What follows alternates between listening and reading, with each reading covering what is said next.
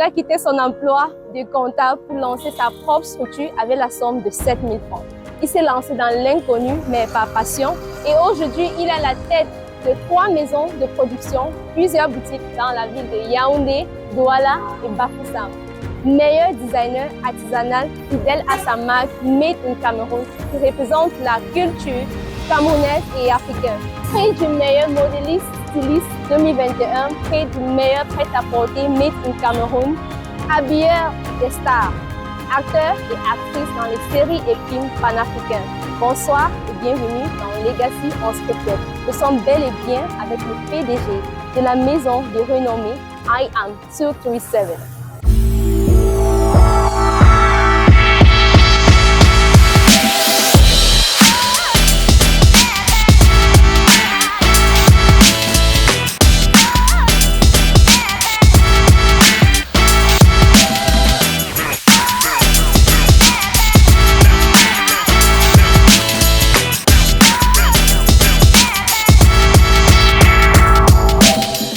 Voilà, nous sommes avec le PDG de la maison de renommée I Am 237, la marque très connue Made in Cameroun. Nous sommes avec le PDG, Monsieur Arnaud Doué Capounet. Bonsoir et bienvenue. Bonsoir, merci. Bienvenue dans Legacy Unscripted. C'est gentil, merci. Merci pour l'invitation. Pour moi, c'est un plaisir. C'est un honneur de vous avoir. Je sais que vous êtes tellement occupé des affaires et vous venez tout de suite de rentrer d'un voyage, mais vous êtes là. Merci. Merci à vous. Alors, Monsieur Arnaud, de comptable à CEO d'une grande structure, 3 maisons de production, plusieurs boutiques dans la ville de Yaoundé, Douala, Bafoussam, habilleur des stars, oui, parce que vous habillez les stars dans les séries africaines. Ouais. Et vous avez pris le prix de meilleur styliste modéliste en 2021, prix de meilleur, voilà, prix de meilleur prêt-à-porter Made in Cameroun. Et vous êtes très fidèle à votre marque parce que les choses changent, mais vous êtes fidèle à votre marque. Exactement. Voilà. Exact. Impressionnant.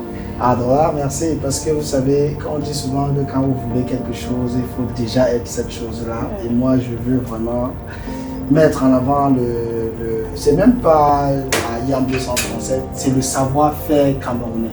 C'est vraiment ça que j'ai envie de montrer quelque part. Lorsqu'on va parler de marque de vêtements, on va parler de IAM 237 qui est Made in Cameroun. Voilà, il y a cette histoire. Vous avez lancé cette marque, cette structure, c'est presque incroyable. Commencer avec 7 000 francs et nous sommes à 3 maisons de production, plusieurs boutiques qui tournent il à l'heure. Parce qu'on est entré tout de suite, mais il y a les clients qu'on a même stoppés là, juste pour vous avoir. Mais c'est incroyable, c'est incroyable. Raconte-nous cette parcours de 7 000 francs à tout ça. Voilà, vous savez, à la base, je m'intéresse même pas à la couture, je m'intéresse même pas au stylisme, au modélisme. En fait, quand j'ai un BTS en comptabilité, ensuite j'ai une licence en contrôle audit de gestion, et c'est pendant mon année de licence que j'ai appris donc le développement personnel et la qualité. Et donc, dès que j'ai fini dans la licence, dans ma tête, c'est que je faisais partie de ceux qui veulent maintenant changer le monde. Donc je voulais seulement changer le monde. Ça n'avait rien à voir avec la marque. J'ai réfléchi à beaucoup de choses. Il y a trop de choses que je trouvais qu'au Cameroun, les gens ne respectaient pas et ça me dérangeait. Mon plus gros souci n'était plus la comptabilité. C'était pourquoi est-ce que les gens ne font pas exactement ce que moi j'avais appris. Donc chemin faisant, l'affaire de 7 000, je finis donc la licence, je commence en master et je commence à travailler dans une entreprise de la place en tant que contrôleur de gestion. Et c'est comme ça que une copine avec qui je sortais à l'époque et dont c'était fini m'appelle et me dit « Est-ce que ça me plairait de faire une publicité ?» J'ai dit oui, pourquoi pas. Je fais une publicité, la société m'a payé 300 000. Et 300 000, maintenant vous savez, on était là en fin 2015. Et puis j'ai donné le champagne de cette personne, j'ai un peu utilisé. Et puis je me rappelle, pendant que je travaillais, il y avait un mot que j'avais suivi de mon ancien patron qui m'a dit « Je ne te paye pas pour faire ce que tu penses, mais je te paye pour faire ce que je te demande de faire. » Je n'ai pas aimé la phrase parce que, je vous dis, un jeune qui j'apprenais beaucoup, je lisais, je voulais changer le monde. Je vous explique un peu. Je faisais partie de ces gens-là qui disent, au Cameroun, on dit que le salaire doit être payé le 8. Mais pourquoi le 8? Pourquoi faire une semaine avec le salaire, même si l'État le dit? Je crois, même si la législation du travail le dit, vous pouvez quand même payer la personne le 1er ou le 30. Je voulais appliquer ça. On m'a dit, ben non, on fait ce que la législation demande. Et puis, entre-temps, je n'étais pas d'accord. Je rédige donc une lettre et je dis à mon patron que je vais démissionner dans 6 mois.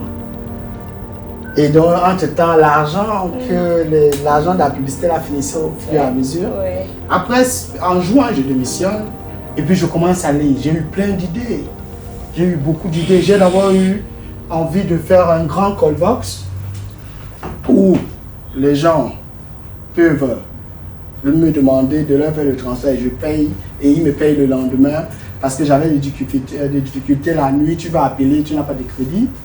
C'était d'abord l'idée. Après, je me suis rappelé que nous sommes dans un cadre un peu compliqué. Genre, quelqu'un va prendre le transfert le matin, n'aura pas l'argent et ça va tuer le capital. Chemin faisant, j'étais en train d'étudier. Et puis un jour, pour venir sur la paix de 7000, un jour, j'étais devant la télé. Je me rappelle que mon père venait de m'insulter que tes égos sont au travail, toi tu es là, tu es derrière la télé. Mais c'était le Magic System.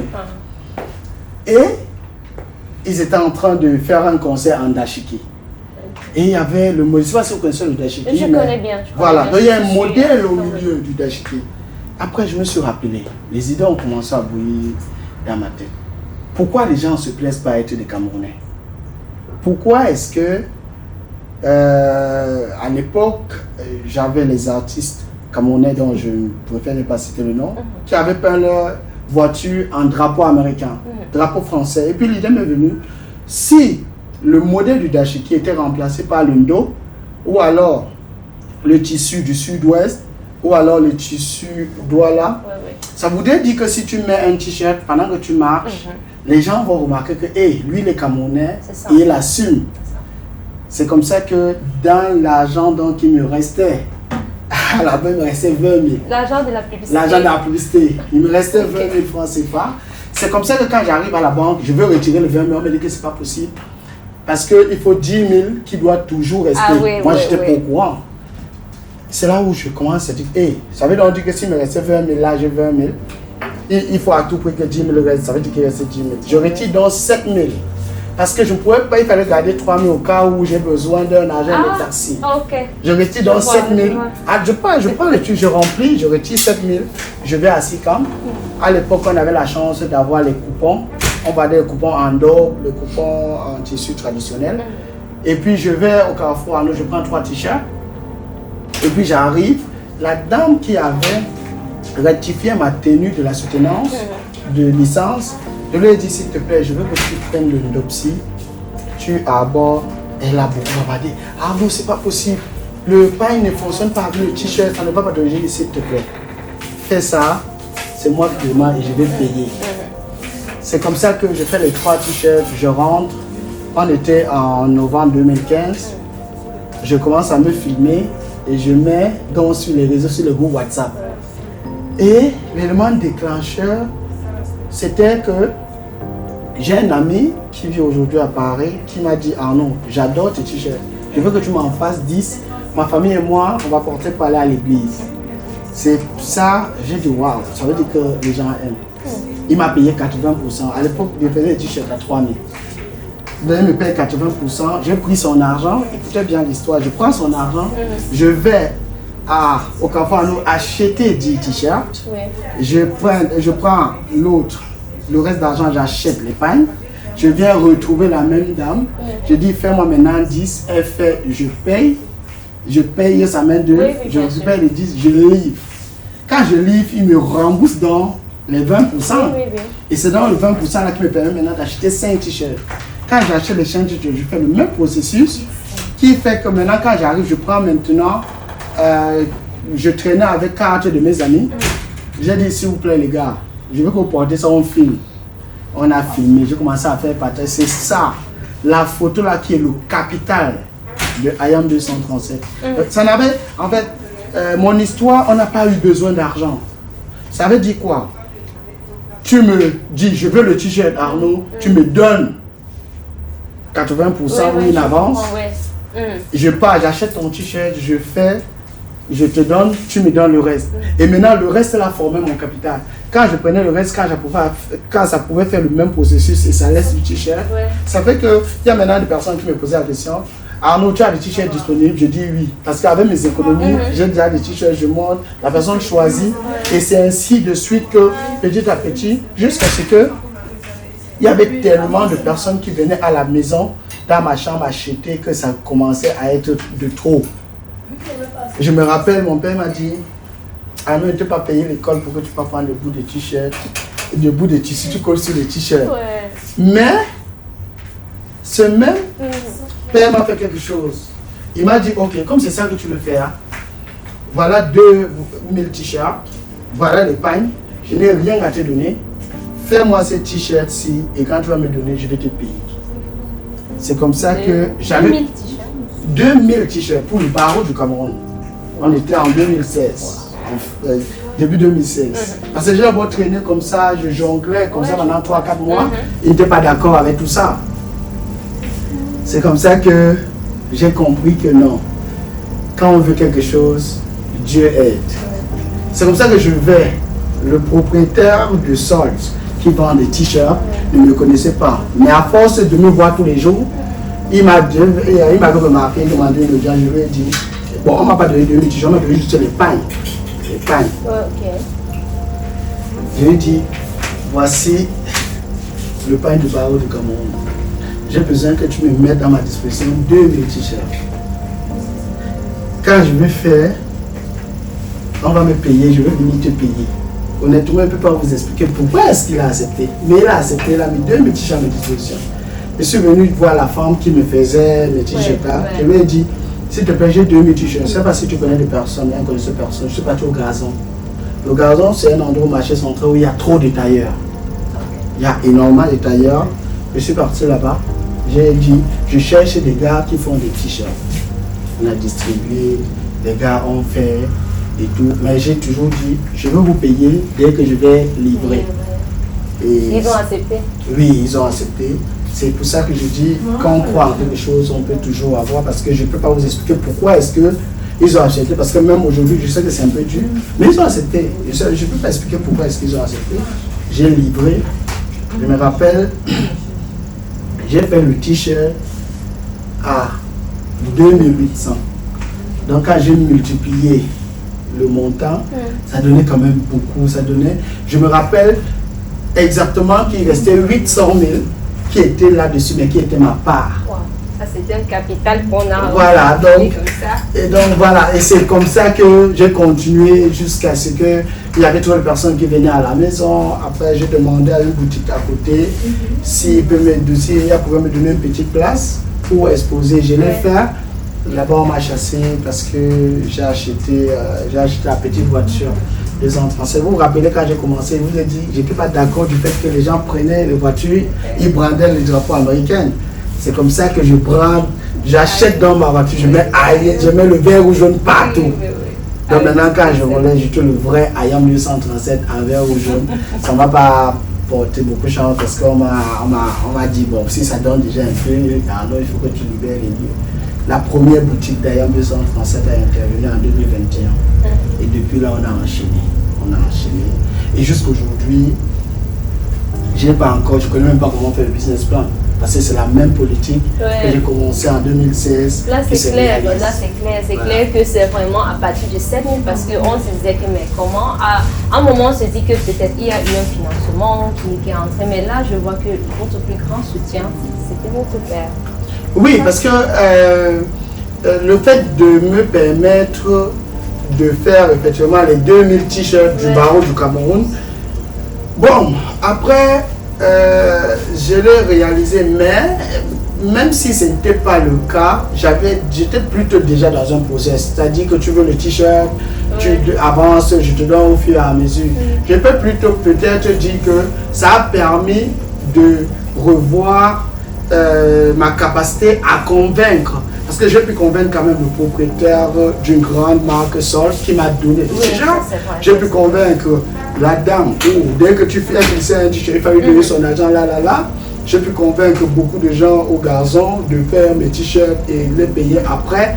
Je crois que ça a beaucoup plus mis en avant ma capacité à me faire comprendre et à me faire écouter.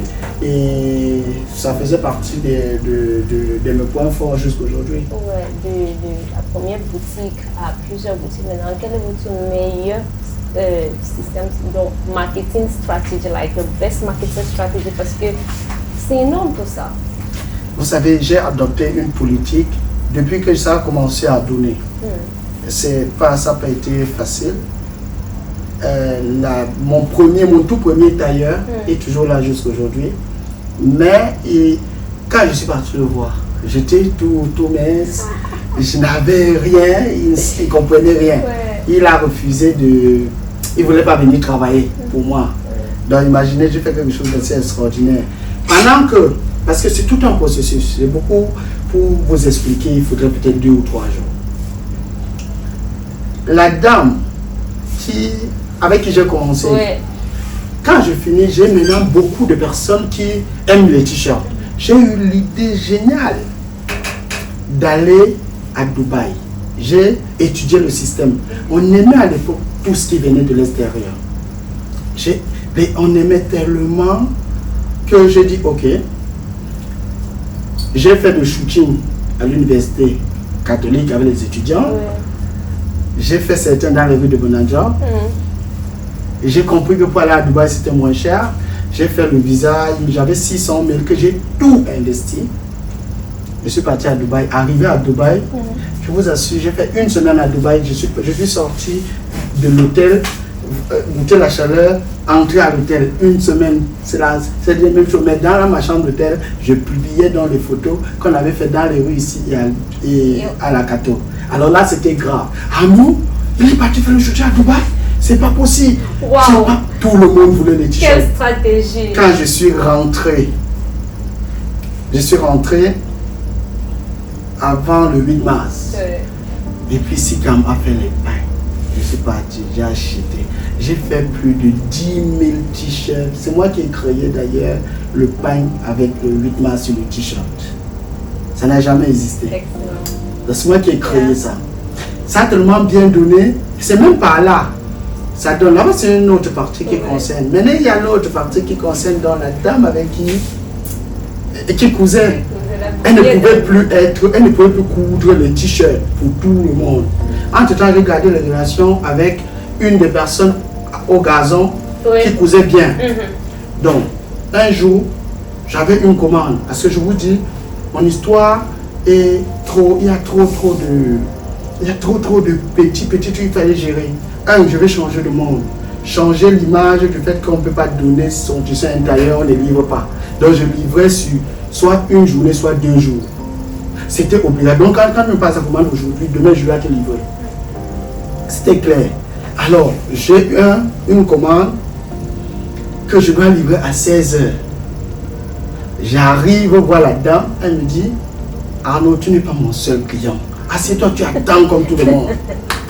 Je suis resté comme ça, mais l'idée venait dans ma tête que, ok, à quel moment je vais dépendre jusqu'à quand.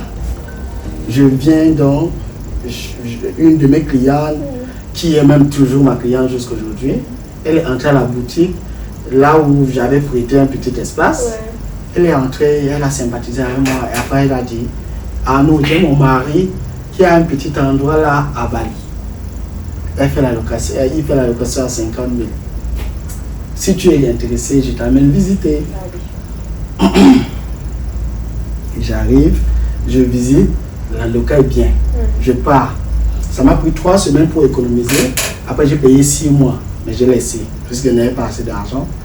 Après, j'ai cotisé encore, je crois, 10 jours. J'ai acheté la machine, mais il n'y avait personne pour coudre. Entre-temps, je travaillais toujours avec la dame là en question, mais parce que j'ai toujours su attendre, prendre le temps pour préparer ce que je veux. C'est comme ça que quand elle commence à me menacer, quand elle me menace, elle m'a dit un truc Je me suis parti alors au gazon, j'ai pris le gars, il a dit que non, je ne peux pas le payer. C'est normal, hein, j'étais jeune, je ne ressemblais pas à quelqu'un qui pouvait le payer. Maintenant, je dis, s'il te plaît, on va faire quelque chose. Je te paye, je dis que tu vas te payer combien? Il me dit 150 000. Moi? Oui, par mois. J'ai dit, ok, s'il te plaît, viens. Il dit non. Il n'est même pas sûr que je peux donner 150 000. Alors là, j'ai fait quelque chose. J'ai payé 150 000, donc j'ai payé le mois avant qu'il ne travaille. Wow. Donc, j'ai jamais vu. Oui, j'ai payé le mois, il est venu. C'est comme ça que, je ne sais pas, vous savez, autour de vous, il y a toujours des personnes. Quelqu'un quitte et s'en va dire à la dame qui continue à faire mes t-shirts que ce que tu as commencé avec Arnaud, est-ce que tu sais même qu'il a déjà un autre endroit, une autre personne avec qui il travaille là-bas, on indique. En fait, ça allait dans tous les sens. J'avais trop de commandes de t-shirts. Je faisais exclusivement que des t-shirts. C'est comme ça que j'arrive. Donc là où elle travaillait, elle avait 6 autres personnes qu'elle employait maintenant. Mais quand tu arrivais, c'était moi le t-shirt d'Arnaud qu'on faisait. Mais c'était pas moi, le patron de tous ces gens, c'était elle. Donc c'était son atelier de couture. Elle a stoppé tous mes travaux. Parce que soi-disant, on veut lui dire que j'ai commencé avec quelqu'un. Et c'est comme ça qu'est née la maison de couture de Ayam 237. Parce qu'elle m'a mis dehors, je n'avais pas d'autre choix que de me battre moi-même. J'avais un atelier de couture, il y avait une machine, j'avais quelqu'un là qui devait travailler. C'est comme ça que j'ai demandé à ce monsieur, il s'appelle Ousmane, s'il te plaît, ramène-moi 2, 3 autres personnes qui font la même chose que toi. S'il te plaît, pour qu'on essaye d'avancer.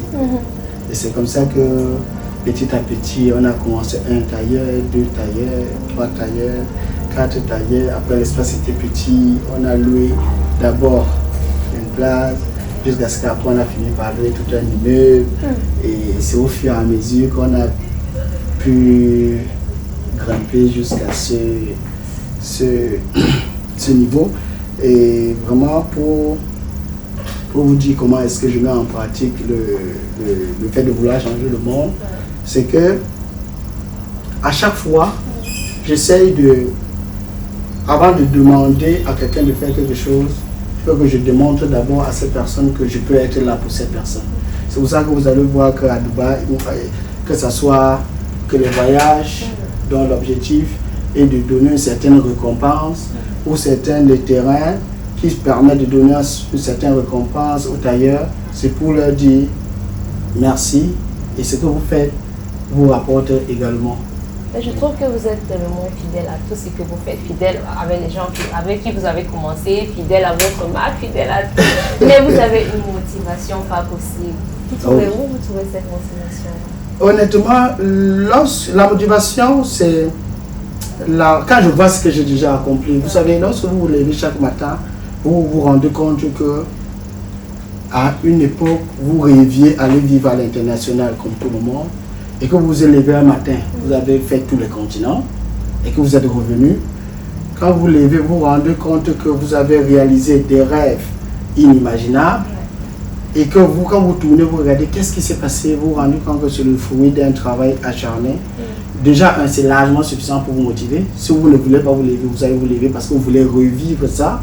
Et en plus, quand je vois le nombre de personnes autour de moi qui sont stables, c'est-à-dire qu'ils ont un emploi, qui font des choses pour leur famille, qui sont importants, tout ça vraiment font partie de la motivation qui vous fait prendre la décision de ne pas arrêter, même si à un moment donné, la ressource humaine est d'une telle difficulté qu'à un moment donné, vous avez seulement envie même de disparaître. Mais à chaque fois, je me tourne, je regarde l'autre côté, je regarde les gens qui sont heureux, les gens qui se réussissent parce que toi, tu as existé. Je crois que tout ça, c'est important à motiver qui que ce soit. Vous êtes star, vous-même, vous savez ça. Mais vous travaillez beaucoup avec les stars, les acteurs, les actrices. C'est le visage de Ayam 237. Ça se passe comment? Il y a la satisfaction, c'est rentable, tout ça. Déjà, pour vous dire, lorsque Ayam 237, lorsque je m'investis dans la culture, c'est pas pour gagner de l'argent, mais c'est pour gagner en visibilité. Vous savez, lorsque vous voulez mettre quelque chose en avant et vous voulez embrasser vraiment une cause, juste, il vaut mieux être là où on vous voit. Et quoi de mieux que le cinéma, quoi de mieux que la musique, quoi de mieux que des personnes connues pour mettre en avant. Puisque vous ne parlez, par exemple, IAM 237, aujourd'hui on est un peu star parce qu'on est suivi quand même. On est la marque camerounaise la plus suivie aujourd'hui. Mais on n'atteint pas encore le million de vues. Par exemple, vous allez voir une Muriel Blanche ou Poupi ou Danessa. Ce sont des personnes qui ont ces millions-là. Et maintenant, à ce moment-là, en décidant de travailler avec eux, ça permet que les millions de vues puissent voir effectivement que vous avez une marque qui fait de bonnes choses. Et je crois que aujourd'hui, en vice-versa, j'ai changé le cinéma camerounais en mieux. Les gens sont de mieux en mieux bien vêtus. Et de l'autre côté, on connaît Aya un peu partout. Donc je crois que ce fut un très très bon investissement. Voilà. Bon, votre plus grand challenge dans tout ça, parce que là l'histoire est soft, mais votre plus grand challenge. Mon plus grand challenge que j'ai eu à traverser, vous savez, quand on me pose la question, quelles sont mes difficultés, je réponds toujours, je n'ai pas le temps de constater. Je n'ai jamais essayé d'avoir quelque chose dont mes moyens ne pouvaient pas acheter. Je dis, je ne peux pas dire aujourd'hui que je veux peut-être acheter un avion. Non, ça ne m'intéresse pas aujourd'hui parce que moi-même quand je vois mon compte, je sais que ça ne peut pas acheter, donc ça ne m'intéresse pas. Ce qui fait que j'ai difficilement, je traverse les difficultés que je... Mes seules et uniques difficultés c'est l'être humain. Parce que vous savez, j'ai beau essayer de faire le maximum, mais je ne peux pas refaire l'éducation de tout le monde ou obliger les gens à penser comme moi. Ce qui fait que quand tu dis à quelqu'un que non, s'il te plaît, je veux que la ligne soit droite, et la ligne n'est pas droite, vous voyez que tu ne peux pas dormir, tu veux pleurer, tu veux te cogner, mais tu ne sais pas comment faire. Et donc c'est ça, ma difficulté, c'est ma capacité à transmettre à mes collaborateurs ou à toutes les personnes qui me connaissent peut-être pas, cette possibilité-là de donner toujours le meilleur d'eux-mêmes. Et c'est ça mon plus gros challenge au quotidien parce que c'est pas évident. J'essaie, mais à un moment donné, parfois j'échoue totalement parce que quelqu'un me fait une ligne qui part comme ça. Ou peut-être ne court pas. Vous voyez que tout à l'heure, quand vous êtes arrivé, un client qui n'était pas content, vous voyez que j'ai tout fait pour lui donner un vêtement pour que même arrivé à la maison, elle aura le temps d'essayer et faire un choix. Ce vêtement, elle va me ramener ça mardi pour récupérer son propre vêtement. Et tout ça, voilà, donc tout ça, ce sont des challenges que je dois relever tous les jours. Mais pour ma part, ça fait partie intégrante de la vie. C'est ça qui nous fait ressentir qu'on est humain et qu'on doit travailler tous les jours. Mais j'appelle pas ça... J'appelle ça la normalité. Vous vous contentez en fait. En travaillant plus, mais vous vous contentez. C'est pas du genre, vous voulez faire tout à la fois. Voilà, je vois exactement. Je ne demande pas tout à la fois. Voilà, ça c'est vraiment le mot. Je ne cherche. Ce que je ne peux pas encore faire, je mets ça pour demain parce que je sais déjà comment est-ce que je vais faire pour que effectivement j'atteigne ces objectifs-là. Mais je ne fais pas plusieurs choses en même temps. Voilà. Bon, ça veut dire que quand vous avez eu le cambriolage, like when your store was robbed, ça vous a pas trop dérangé en fait? Ça vous a pas j'ai beaucoup traumatisé? J'ai beaucoup, non, pour me traumatiser, je crois qu'il va falloir beaucoup. Parce qu'il n'y a rien qui puisse effectivement, tant que j'ai ma tête, tout le reste vraiment, je pense qu'on peut recommencer. Parce que le plus important, je pense que c'est la tête. Quand vous avez quelque chose en tête, vous avez des idées que vous pouvez mettre. Pour moi, je vis selon que je peux tout perdre et recommencer à zéro, je n'ai pas peur. Vous savez, c'est ça l'avantage lorsque vous avez créé chaque détail. Vous n'avez pas peur de tout perdre parce que personne, même jusqu'à maintenant, il n'y a aucun système bancaire qui peut me dire que IAM doit rembourser un X ou un Y. Donc du coup, en réalité, même si je l'ai payé, c'est toujours pour moi. Donc du coup, je n'ai pas peur. Mais la boutique de Vraiment, ça dit quand on cambriole, je ris. Vous savez pourquoi? Parce que depuis déjà presque 1 an, je voulais changer cette boutique. La boutique là était beaucoup trop petite. Ça ne ressemblait pas à l'image que je voulais. Et donc, quand on m'appelle, il était 10h, on me dit que la boutique était cambriolée, on a tout volé. J'ai seulement ri et c'est pour ça que je sors de là comme ça. Et c'est pour ça que je crée donc une nouvelle boutique à Bonamo Sadi qui est beaucoup plus grande, qui est même 10 fois plus que celle qu'on a cambriolée. Donc je me dis souvent que ce qui te tue pas te rend plus fort. Et parfois ce que tu perds, c'est parce que tu dois trouver mieux. Donc parfois, j'ai appris à accepter que ce qui m'arrive aujourd'hui n'est qu'une conséquence. Et que si je veux que quelque chose de meilleur m'arrive, il faut toujours que je mette toutes les chances de mon côté. Je vois que c'est ça, c'est vraiment votre voie que Dieu vous avez donné. Donc même la licence, le master en comptabilité, là, tout ça, c'était pour avoir, like, this is your thing, this is your calling. Alors que la vision de I Am 237 dans les 10 ans à l'international. Voilà, je suis content de voir qu'on m'a posé cette question en 2022. J'avais dit que je voulais être présent dans les 10 régions du Cameroun d'ici 2030, 32 parce qu'on m'avait dit sur 10 ans également. Aujourd'hui, Ayam essaie de s'étendre déjà à Douala avec 3 grandes boutiques, à Yaoundé avec 3 grandes boutiques également, à Bafoussam avec une grande boutique, à Kribi bientôt aussi. Wow. Donc, si aujourd'hui nous sommes déjà à 8 boutiques, j'ai déjà Dieu commence à m'envoyer des signaux vers l'international, Malabo, Kinshasa. On est même d'ailleurs invité à Kinshasa d'ici le mois prochain. Et on est aussi invité à Cotonou, toujours dans le cadre de cette activité. Et puis j'étais déjà à Libreville pour voir, mais je n'ai pas ouvert à Libreville parce que quand je suis arrivé, j'ai ma soeur camerounaise qui fait un peu aussi la même chose, qui s'est installée. Je ne voulais pas qu'on soit deux Camerounais en train de se casser. Donc je me dis, dans 10 ans, ce qui est sûr, si nous sommes en 2025, on me parle de 2035, quand je ferme les yeux, je regarde une réelle implantation en Afrique et vraiment une représentation au niveau international, mais avec des bases strictes, c'est-à-dire en France, une boutique aussi à New York, mais je tiens à ce que la production puisse être exclusivement en Afrique.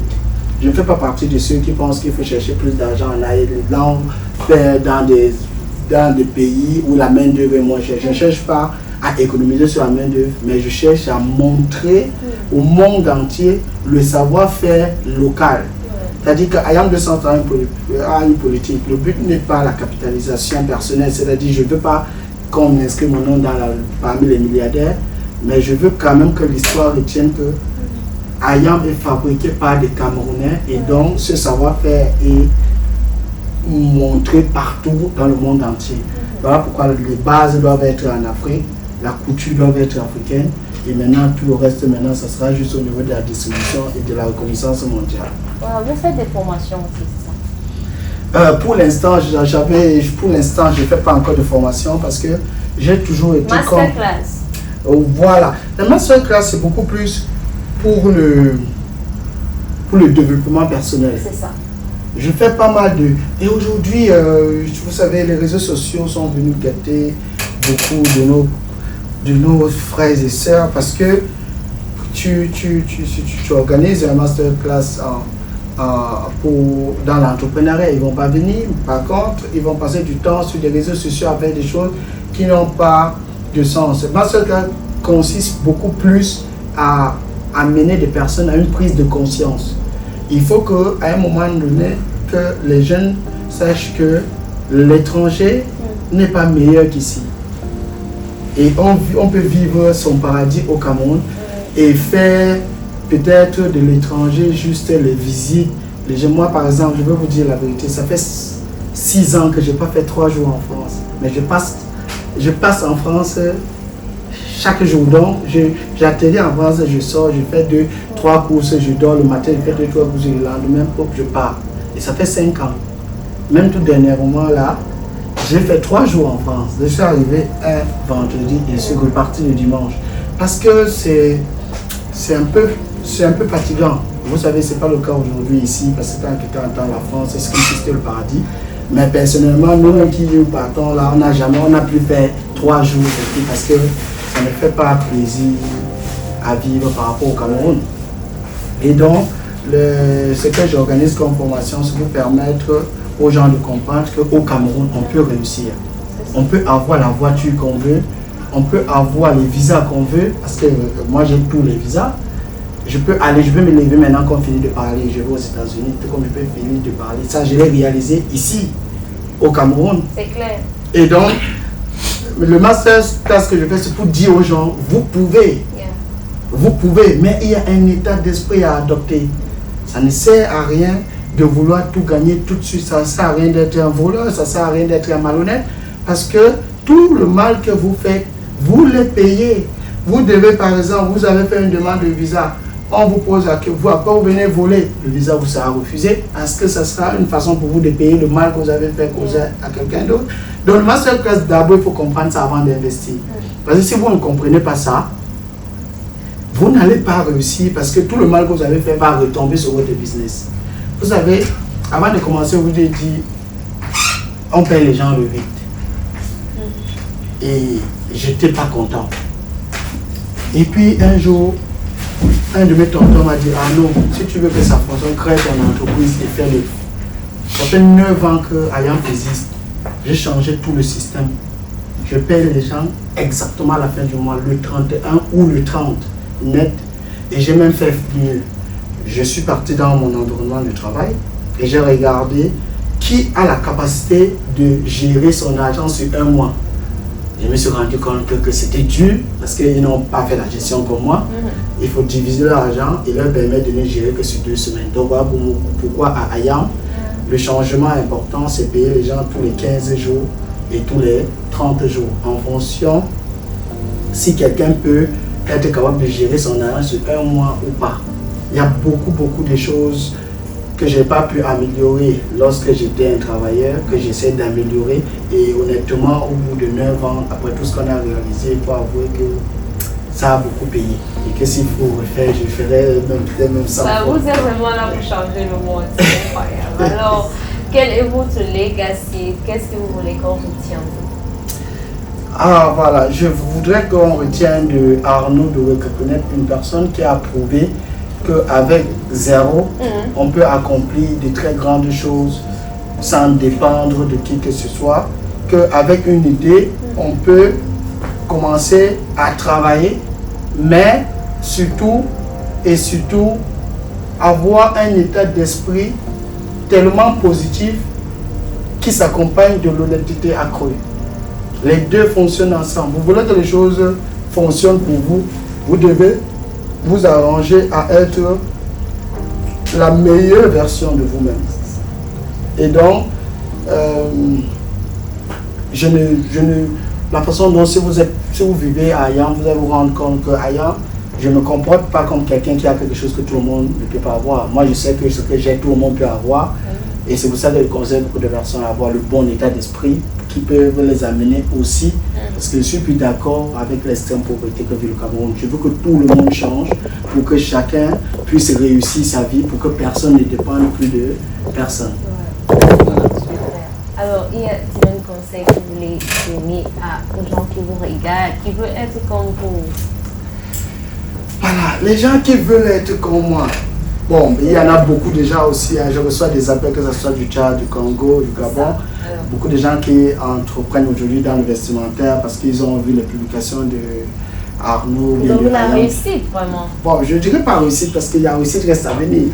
Il y a encore beaucoup de choses qui restent à venir. Je dirais juste beaucoup de courage. Ce n'est pas facile très souvent. Mais sachez que vous devez toujours continuer à penser positif. Continuez à penser que vous pouvez réussir. Et faire toujours tout pour que les gens avec qui vous travaillez soient aussi bénéficiaires de l'ensemble des bénéfices que vous pouvez avoir. Toujours vous dire, ou bien toujours donner à travailler aux gens ce que vous-même vous pouvez le faire. Vous pouvez peut-être pas coudre, mais vous avez la capacité de regarder si la ligne est droite ou pas. Donc, je suis parfaitement conscient de la difficulté que nous pouvons vivre aujourd'hui en Afrique, mais je sais que si on peut, si on veut, on peut. Et donc, j'amènerai beaucoup plus mes followers, si vous dites que je suis star, à rester des personnes vraiment honnêtes et surtout déterminées à la réussite sur le territoire africain. That was the point. Like I hope everybody has heard. Merci beaucoup, Monsieur Arnaud C'est moi qui vous de remercie. Wekapunet. Vraiment, merci d'avoir partagé cette histoire avec nous. Non, merci. C'est moi qui vous remercie d'être passé parce que je sais que ça peut apporter une certaine motivation à quelqu'un quelque part qui va lire ou bien écouter cette émission. Ben, on vous souhaite le meilleur dans toute l'Afrique à l'international. Merci. C'est le feu parce qu'on connaît Ayam déjà un peu partout. Je pense qu'on va maintenant s'implanter. S'implanter tout déjà. simplement. Exactement. Voilà. Thank you so much for watching this explicit episode of Legacy Unscripted. We were right here with the founder, the master of it all, of the made in Cameroon, very loyal to his mark, Mr. Arnaud de Wekapunet. Until the next time on Legacy Unscripted. Thank you for watching.